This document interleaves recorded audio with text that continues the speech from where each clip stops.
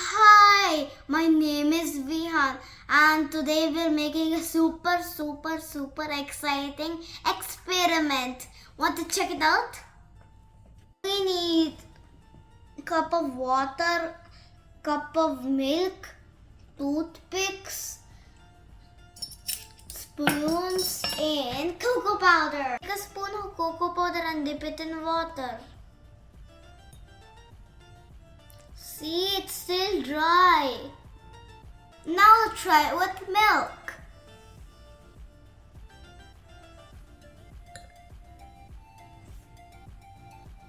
Whoa!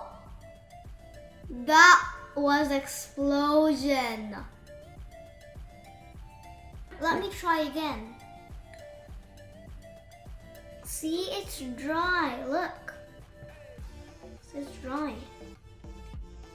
Do you know why is it still dry? Because cocoa powder is hydrophobic. Do you know what hydrophobic means? Hydrophobic means it doesn't mix with water. Isn't it super cool? You try it out and let me know. If you like my videos, like, share and subscribe.